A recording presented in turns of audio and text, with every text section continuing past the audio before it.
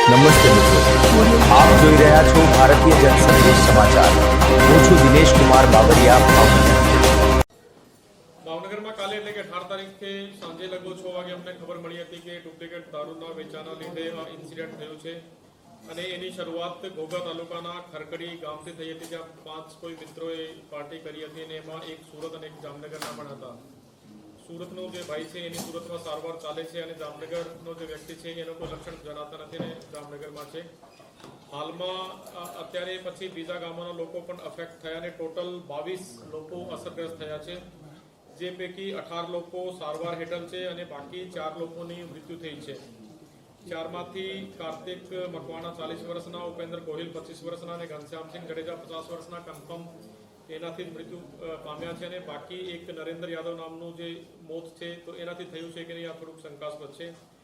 અમે લોકોએ એક તો મીડિયાના મારફતે અને આમ પણ તમામ લોકોને સૂચના આપી છે કે જે પણ છેલ્લા લાસ્ટ 2, 3, 4 દિવસમાં જે આ પ્રકારની રોયલ સ્ટેક જે બ્રાન્ડ છે એનું સેવન કર્યું છે તો તેમાં લક્ષણ હોય કે ન હોય તો તાત્કાલિક છતાં પણ હોસ્પિટલમાં સારવાર માટે દાખલ થવું જોઈએ। બીજું, જે ભાવનગરના પ્રાઇવેટ હોસ્પિટલ આરોગ્યમ, આઈસીયુ અને બીમ્સમાં જે સારવાર હેઠળ છે તો ત્યાં પણ એક સુપરવિઝન અને એનો સહયોગ કરવા માટે આપણે જે મેડિકલ કોલેજના 2 નિષ્ણાંતની ટીમને પણ ત્યાં મોકલી છે। પછી અમદાવાદના આઈકેડી હોસ્પિટલમાંથી નેફ્રોલોજિસ્ટ પણ ભાવનગર આવવાના છે, જે સાંજે લગભગ 5:30-6 વાગે ભાવનગરમાં પહોંચી જશે અને પોલીસ પણ એ જે ગુનામાં જે કનેક્ટેડ છે 4 બુટલેગરની ધરપકડ એમાં કરી છે। અને જેમ હું તમને કીધું કે 18 લોકો સારવાર હેઠળ છે। આ 18 લોકોમાંથી ડૉક્ટરના જણાવ્યા પ્રમાણે 2 લોકો ક્રિટિકલ છે, 4 આઈસીયુમાં છે, 2 વેન્ટિલેટર ઉપર છે અને 10 દર્દી એવા છે જે કે સ્ટેબલ છે।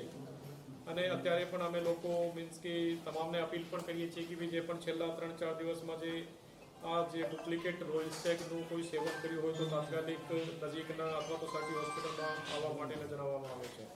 સાહેબ, આપણે હોસ્પિટલની મુલાકાત